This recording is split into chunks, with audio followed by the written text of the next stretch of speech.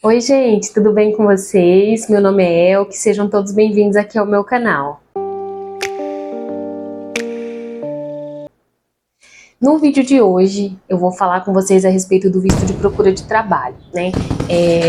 Deixei o computador aqui do ladinho para eu trazer para vocês todas as informações de como eu solicitei, de quais documentos enviei, o que foi aceito, o que não foi, se eu precisei corrigir algumas coisas ou não. Ele chegou essa semana para mim, o meu visto e do meu esposo. E aí por isso que eu vim aqui para trazer essa novidade para vocês. Ó, vou mostrar aqui para vocês. Chegou essa semana o visto aprovado, graças a Deus. E hoje eu vim aqui para trazer algumas informações de como que eu solicitei. Deixei o computador aqui do lado, até para trazer essas informações para vocês da melhor maneira, da maneira mais clara. Deixei também a minha colinha aqui a respeito das taxas, do que eu paguei, o que eu não paguei. E aí, a primeira coisa que eu acho importante frisar foi o prazo de devolução do visto, o prazo de aprovação do nosso visto. Nós iniciamos o nosso projeto, o nosso planejamento de mudança em fevereiro desse ano de 2023, né? Só que aí a gente, claro, começa com reserva financeira, com escolha do local que vai morar, estudando o país, tudo isso eu falei, né, nos vídeos anteriores. E o último passo, não o último, mas pelo menos um dos últimos, é o pedido do visto. Por quê? O visto, pelo menos o visto de procura de trabalho, você tem que enviar no máximo com 90 dias antes da data marcada para sua viagem. Se você enviar antes, a empresa, a VFS, que é a empresa que faz ali o filtro das documentações para ver se está tudo correto para depois mandar para o consulado, eles não aceitam. Lembrando que esses 90 dias é para o visto de procura de trabalho, nem todos os vistos são iguais. O nosso caso era 90 dias, então praticamente foi uma das últimas coisas que a gente resolveu, tá? Mas voltando à história do prazo, eu enviei o visto dia 6 de setembro, né, pelo correio, enviei via Sedex, tá? Até por uma questão de garantia e de agilidade nos prazos. Enviei dia 6 de setembro, a VFS me encaminhou um e-mail um e-mail e uma mensagem de SMS informando que tinha sido processado no dia 15 de setembro. Eu recebi o visto de volta dia 23 de outubro, mas no dia 17 de outubro, deixa eu ver, eu até anotei aqui, isso, no dia 17 de outubro eles já tinham me enviado um e-mail falando que o processo tinha sido finalizado. Então, do momento que eu enviei pelo correio até o momento que chegou, um total de 47 dias. E do dia que eles protocolaram os meus documentos no consulado ao dia que o processo foi finalizado, exatos 31 dias. Qual que é a média, né, de prazo que a VFS pede? Lá no próprio site eles falam que em média é 60 dias, mas isso pode durar um pouco mais ou um pouco menos. E no nosso caso foi 47 dias até a chegada, incluindo aí o prazo do correio. E se a gente tirasse o prazo do correio, 31 dias. Então foi tempo recorde, né? E aí, então, a questão do prazo, que era a primeira coisa que eu queria falar, o visto chegou, 47 dias do total, desde o dia que eu protocolei no correio até ele chegar de novo aqui em casa. Na verdade, nem chegou aqui em casa, eu busquei no correio, porque mesmo sendo Sedex, aqui na minha região, o correio não faz entrega, então eu tive que ficar acompanhando para o dia que chegasse no correio eu ir buscar. Com relação aos documentos que eu enviei, eu vou falar um por um, porque às vezes um pequeno detalhe pode acabar atrapalhando e o visto de vocês dá indeferido. Com relação aos documentos, eu vou falar um por um, tá? De maneira mais rápida e resumida possível, mas aí, claro, se vocês tiverem dúvidas, eu tô aqui, vou tentar ajudar vocês, tá? Pode deixar nos comentários aí, eu vou falar de um por um. Então, lá no próprio site da VFS, vocês vão encontrar o checklist de quais documentos vocês têm que enviar e como deve ser enviado, assim como os formulários que são necessários preencher e assinar para poder mandar. Então, no checklist, o próprio checklist vem ali. O formulário de pedido de visto, que esse é o principal, você vai preencher com todos os seus dados, né? Data de nascimento, nome completo, nome dos pais, a data que vocês pretendem chegar em Portugal, né? Que é o meu caso, a data provável do retorno, tá? Por que a gente tem que preencher retorno? Só fazendo um adendo dentro do formulário de pedido de visto, quando você solicita o visto de procura de trabalho, ele vem com um prazo, que é um prazo de 120 dias. Né? Esse prazo significa que, dentro desse período, que inclusive pode ser prorrogado por mais 60, dentro desse período você precisa arrumar um trabalho lá em Portugal para no dia da entrevista, que inclusive a minha veio com agendamento já, tá? Para no dia da entrevista, para eles concederem ou não o título de residência, você apresentar o seu contrato de trabalho e comprovar que você já arrumou um trabalho e não precisa regressar na data provável, tá? Então, você preenche a data provável de chegada no território e a data provável de retorno, caso não encontre o trabalho. Então, você tem que ficar muito atento, preencher todos os campos, assinar nos locais corretos, né? Tomar todo o cuidado ali para não passar nada batido. Eu tomei um cuidado a mais, que eu vou falar sobre ele com relação às taxas que eu paguei e os valores. Mas aí preenchi todo o formulário, ok? Primeiro item do checklist. Desculpa. Aí o formulário, eles pedem também 2 fotografias, 3x4. Aí aqui no próprio checklist tem as especificações de como que deve ser essa fotografia. Eu mandei 4, tá? Por que eu mandei 4? Porque eu mandei, vai uma, que é a que vai, são 2 porque uma no formulário você tem que colar, outra eles vão colar no próprio visto, na aprovação do visto, então eles pedem 2, mas eu mandei 4 porque eu paguei uma taxinha extra, que é de assistência ao preenchimento do formulário, justamente para, se quando chegasse lá o meu formulário tivesse preenchido com qualquer coisa incorreta, eles preencheriam o formulário de maneira correta e eles teriam a fotografia extra para colar nesse formulário. Então eu mandei 4, que era por via das dúvidas, né? Vai que não precisava encaminhar tudo de novo e acabar atrapalhando o meu processo. Então eles pedem 2, mas eu mandei 4 fotos, 3x4, tá? O passaporte, você tem que mandar o original, porque é aqui que vai vir o visto, então você tem que mandar seu passaporte, mas lembra que o passaporte tem que estar dentro da data de validade, tá? Para adultos, pessoas normais, a validade do passaporte é de 10 anos. Aqui eu faço isso de que para adulto é 10 anos, porque para criança a validade é diferente. Por exemplo, o da minha filha tem 14 anos, o passaporte dela que nós emitimos tem validade só de 5 anos. Então eu acredito que dependendo da idade da criança vai ter uma validade diferente. Então lembra que o passaporte tem que estar dentro da data de validade. E você vai mandar o original, tá? Além do passaporte, o seguro viagem ou o PB4. Cada jurisdição talvez analise o processo de um jeito, porque teve muitas pessoas que mandaram o PB4 e eles não aceitaram. Eu mandei o meu PB4, inclusive faz parte aqui do checklist, que ou é o seguro viagem ou é o PB4, então eu entendo que ou é um ou é outro, obrigatoriamente eles deveriam aceitar. Eu mandei o meu, aceitaram. Vocês têm que encaminhar também o certificado de registro criminal.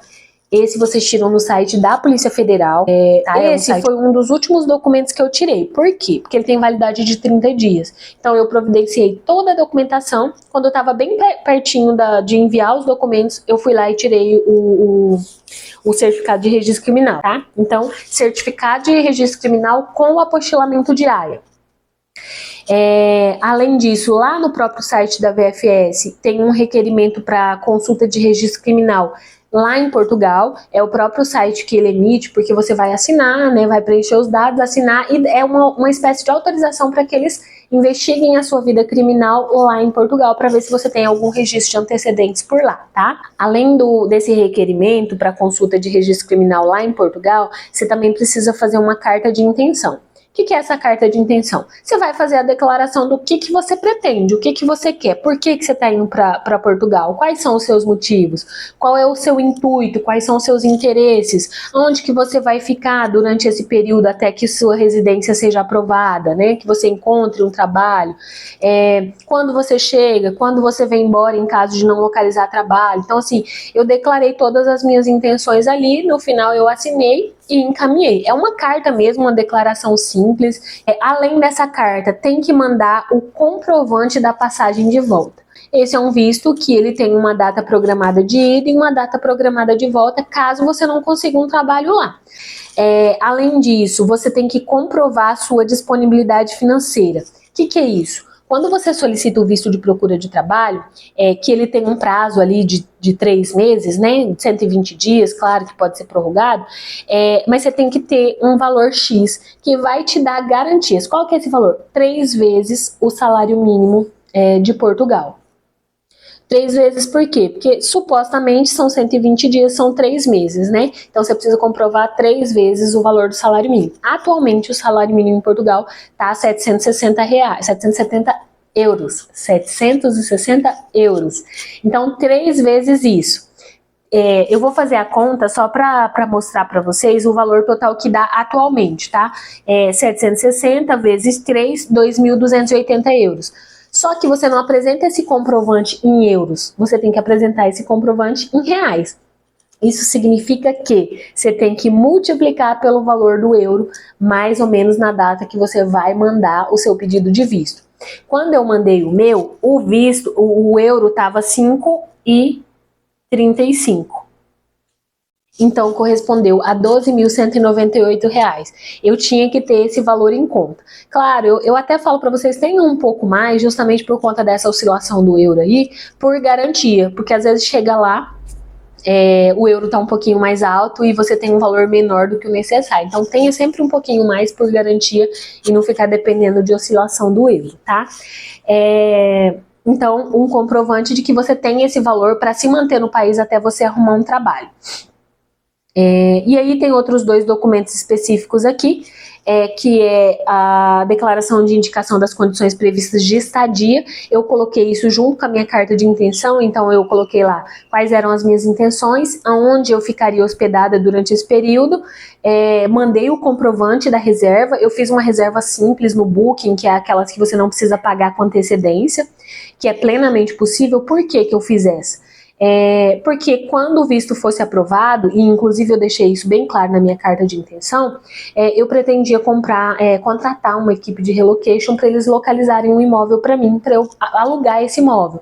Então, eu pretendo ficar em tal hospedagem, de tal dia até tal dia, mas assim que o visto for aprovado, pretendemos alugar um imóvel para residir. Deixei isso muito claro na minha carta de intenção, mas para que tenha o visto aprovado, você tem que mandar o comprovante de estadia. Então eu fiz a reserva no Booking, imprimi essa reserva e mandei junto com toda a documentação que eu estava encaminhando, tá? E por último, de documentação, é uma declaração de manifestação de interesse de emprego. É um site do próprio governo federal português, do governo português, que você preenche os documentos, faz a declaração de que você tem interesse em arrumar um trabalho lá. É como se fosse uma espécie de agência de emprego do governo, e você preenche esses dados, e quando você chegar lá em Portugal, você vai procurar esse órgão, e eles vão disponibilizar ali para você quais as vagas de emprego que tem disponível dentro da sua área, ou dentro da área que você pretende atuar lá, ou mesmo que você não vá atuar na sua área, como acontece com muita gente, quais as vagas que tem disponível para que atendam aí os seus interesses. Então, de necessidade foram essas. Os que eu mandei foi esses aí, tá? Todas essas declarações. Os documentos necessários, como eu disse no início, estão no checklist, lá no site da VFS, tá? Mais uma coisa importante é não mandar nada grampeado, nada com clipe, só manda na ordem correta, dentro de cada documento que for complementando ele, sem clipe, sem post-it, sem nada, tá? Eles não aceitam. A única coisa é que você pode mandar coisas a mais para comprovar aquilo que você está intencionando, tá bom? De documentação foram essas. Eu vou falar um pouquinho sobre as taxas que eu paguei. Eu vou deixar no vídeo os valores que eu paguei por cada taxa. Essas taxas que eu paguei, a única que é obrigatória é o visto mesmo, é o pagamento pro visto, porque você tem que pagar. Esse valor também, eu vou deixar aqui os valores que eu paguei, mas principalmente esse pedido de visto, ele varia e ele oscila de acordo com a oscilação do euro. Então, eu paguei, por exemplo, R$ 632. Mas pode ser que quando você for fazer o seu pedido, o euro esteja mais baixo, esse valor vai ser menor. Pode ser que esteja mais alto, o seu valor vai ser maior. Isso aqui é tudo por pessoa, tá? Essa é a única que é obrigatória nessas taxas aqui. Só que eu paguei taxas extras porque eu queria ter a garantia de que o meu processo não seria atrasado. Então eu paguei o serviço de SMS, eu paguei o serviço de Correio Expresso pela minha zona, tá? O que é isso? Eles têm um simples, que é onde eles mandam pelo correio normal, e ele tem o Expresso, que é como se fosse o Sedex. Então você paga um pouco a mais para eles enviarem esse documento por Sedex para você, para chegar mais rápido, para ter garantia de número de objeto para vocês acompanharem. Então eu paguei o Expresso, tá? Não é obrigatório, foi uma alternativa minha. A garantia do Courrier, que é como se fosse uma garantia para que, se eles perderem seu passaporte enquanto tá com eles, eles pagam um valor lá, X de indenização, eu acredito que seja uma maneira de, olha, aqui você vai pagar pelas todas as despesas que você teve, então você tem que solicitar um novo passaporte.